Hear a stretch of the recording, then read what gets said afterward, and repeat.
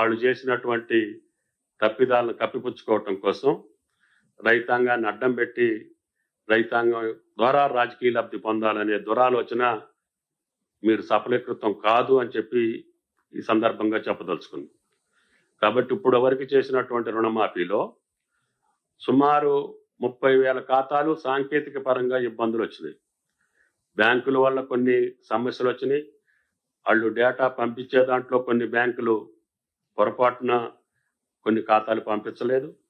మేమేం అడిగాము, అసలు రాహుల్ గాంధీ గారు ప్రకటించిన తేదీ నుంచే మేము రుణమాఫీ చేయాలి అంటే అది మే 22 నుంచే వాస్తవంగా ప్రభుత్వ వాగ్దానం, ఆ రోజు చేసినటువంటి వాగ్దానం. అయినా సరే మేము దానికి కట్టుబడి ఉండకుండా గత 5 సంవత్సరాల్లో ఉన్నటువంటి పంట రుణాలు తీసుకున్నటువంటి రైతుల యొక్క ఖాతాలు మాకు పంపించమని చెప్పి 32 బ్యాంకుల్ని మేము ఆదేశించాం ప్రభుత్వ పరంగా. వాళ్ళు పంపించినటువంటి ఖాతాలు గత రుణమాఫీలో అయ్యే పంపించారు. కుడి ఎడంగా మళ్ళీ మొన్న కూడా మాకు పంపించినటువంటి ఖాతాల్లో సుమారు 40 లక్షల వరకు ఖాతా నెంబర్లు పంపించారు. 25-26 వేల కుటుంబాలు ఉన్నాయి అందులో. మేము ఆ రోజు కూడా చెప్పాం, రైతు కుటుంబాన్ని రుణ విముక్తులు చేస్తాము, 2 లక్షల లోపు ఉన్నటువంటి పంట రుణాలని మేము మాఫీ చేస్తామని చెప్పాం. దానికి కట్టుబడి ఉన్నాం. కాబట్టి మొదటిసారి 0 నుంచి 1,00,000 వరకు చేశాం. రెండోసారి 0 నుంచి 1,50,000 చేశాం. రేపు కొద్ది రోజుల్లో ముఖ్యమంత్రి గారి ద్వారా మళ్ళీ 0 నుంచి 2 లక్షలు చేస్తాం.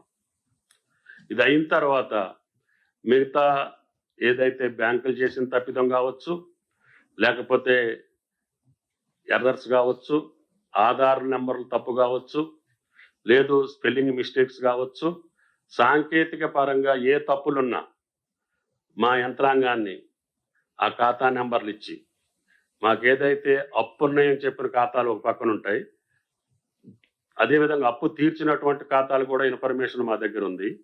తీర్చలేని ఏమన్నా ఉంటే సాంకేతిక కారణాల వల్ల మా ఏఓలు ఏఈఓలు వెళ్ళి ఆ ఎర్రర్ని సెట్ చేసి ఆ ఖాతాలో మేము ఆ అమౌంట్ వేసే బాధ్యత ఈ ప్రభుత్వానికి.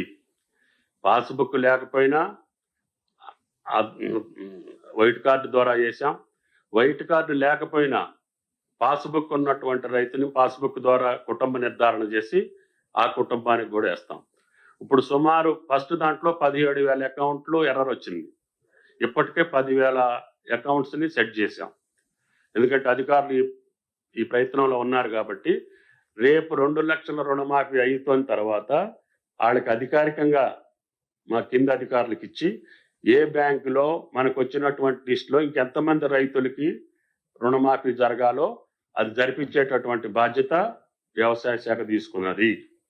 కాబట్టి ఎవరికి అపోహలు అక్కర్లేదు, దాని మీద ఆందోళన కూడా అవసరం లేదు.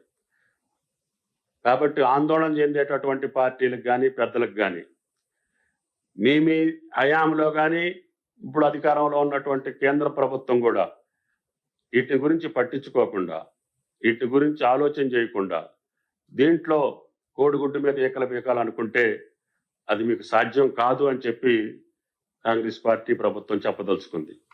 కాబట్టి మాకు ఉన్నటువంటి సమయాన్ని తప్పకుండా సద్వినియోగం చేసుకొని మాకు వచ్చినటువంటి బ్యాంకు ఖాతాలందరికీ ఏ ఎర్రర్ ఉన్నా, అది టెక్నికల్ మిస్టేక్ ఏ రూపంలో ఉన్నా అది చెక్ చేసుకునేటటువంటి బాధ్యత మా వ్యవసాయ శాఖ తీసుకొని అందరికీ రుణమాఫీ చేసేటటువంటి బాధ్యతను మేము తీసుకున్నాం. కాబట్టి రైతాంగం ఒకరోజు ఆలస్యం అవ్వచ్చు, మీరు చేసిన తప్పిదం వల్ల కావచ్చు, లేదు బ్యాంక్ అకౌంట్లో వచ్చిన తప్పిదం వల్ల కావచ్చు, లేకపోతే సాంకేతిక పరమైనటువంటి ఆధార్ నెంబర్లో వచ్చినటువంటి తేడాలు కావచ్చు, వీటన్నిటినీ కూడా సరిచేసి అందరి ఖాతాల్లోకి ఈ యొక్క రుణమాఫీని సంపూర్ణంగా పూర్తి చేస్తామని చెప్పి విజ్ఞప్తి చేస్తున్నాం. అసలైన తొలి వెలుగు. ఫాలో వాట్సాప్ @తొలి వెలుగు అఫీషియల్.